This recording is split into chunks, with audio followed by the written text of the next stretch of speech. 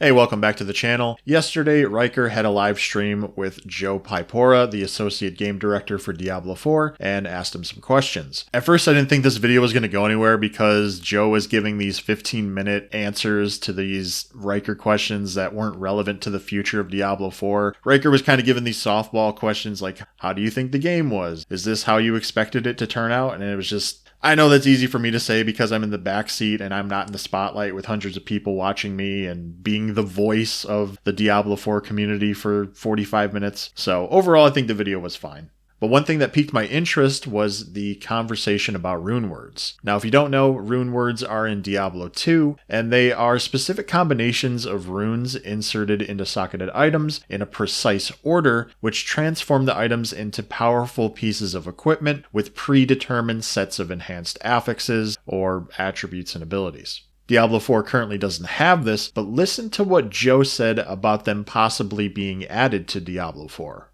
So as we think about the future, it's not that like Runewords have lost their luster at all, right? Like I think that's there's obviously prime base there to do something extremely cool.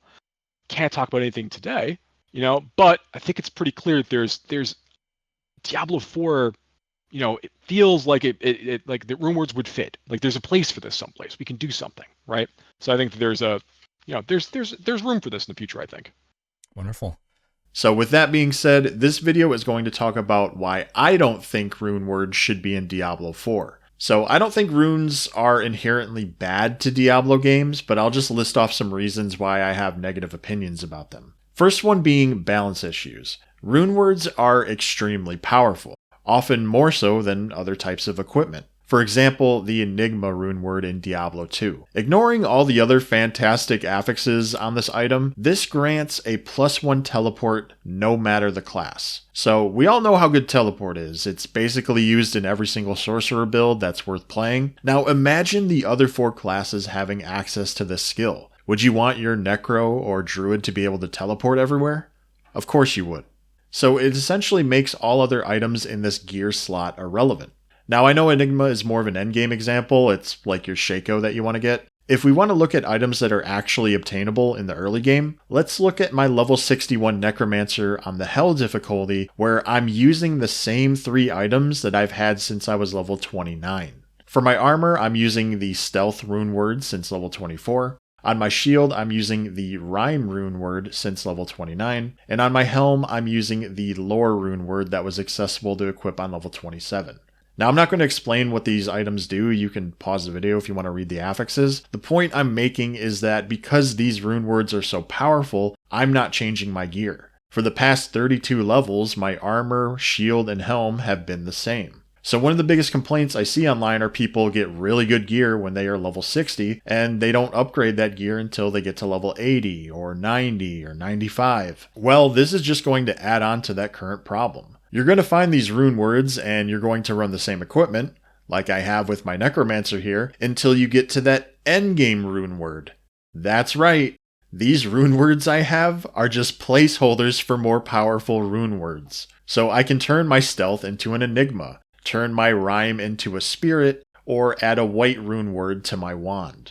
Another example of this being set items in Diablo 3. A little over a year ago, I made a review video of Diablo 3 where I played as a monk. While I was grinding through the game, I stumbled upon a set called Patterns of Justice, which is designed around the Tempest Rush skill. For those that don't know, set items off different tiers of powerful bonuses depending on how many pieces of the set you have equipped. And as we can see for Patterns of Justice, if you have all 6 of the set items equipped, hitting with Tempest Rush while Sweeping Wind is active increases the size of Sweeping Wind and also increases all damage dealt by 20,000%. What? So, as you can see, if you want to use Tempest Rush as your main damage dealer, you are funneled into using this set, which takes away a good amount of decision making when playing the game. This also takes away any excitement for finding new loot. If I gain this set relatively early with my character, I'm not slaying enemies for loot anymore, I'm just leveling? But if I'm already max leveled, is my character complete? Do I just create a new character now? I think this will just add more constraints to player choice if these systems, in this system's ARPG, are implemented into Diablo 4. Another reason for being against Runewords: people are already unhappy with how long it takes to farm uber uniques with constantly group farming Duriel in the past. Do we really want or need another spot that we want to have to consistently farm to gain these very powerful runes? For content creators like me, this won't be a problem because we'll just grind it out and eventually get these items. But one thing I think that a lot of popular Diablo 4 content creators don't account for is the average player. If we remember back to one of the first campfire chats, it might have been the first one actually, 3 weeks into the game being released, Joe Shelley said that a significant majority of the player base had not completed the campaign. Meanwhile, the less than 1% of popular Diablo 4 content creators were streaming for over 24 hours straight for a week straight and then complaining about the lack of endgame. Do we really want to deal with systems that were created for people to play Diablo 4 as their job? I spent way too many hours in Season 3 doing Malphas runs in hopes of getting the 2 uber unique tuning stones. I did get them eventually, but it was just not a fun experience, and I more so gave a sigh of relief instead of feeling excitement when finally getting the stones. With Runewords, the same thing will happen. It's going to be constantly farming the same spots over and over, hoping for top tier runes to drop so that we can create a rune word to make top tier equipment. Lastly, the complexity of runewords will not be friendly to newer Diablo 4 players. At least in Diablo 2, the way that they work is that you have to input runes in the correct type of gear, with the correct rarity of the item, with the correct amount of sockets, in the correct order, or you just wasted that rune.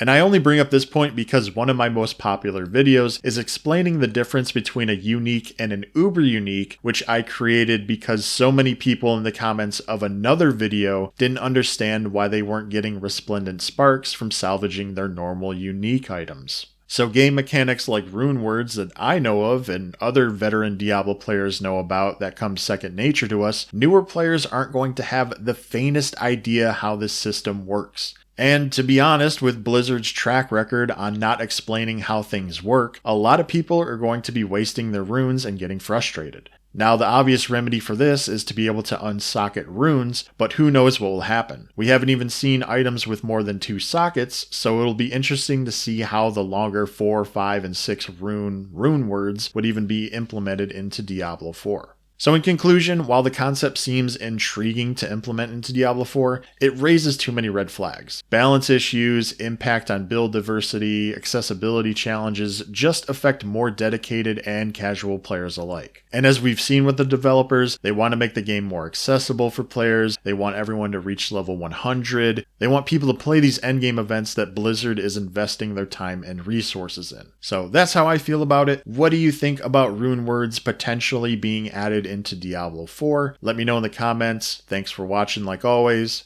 and I'll talk to you soon.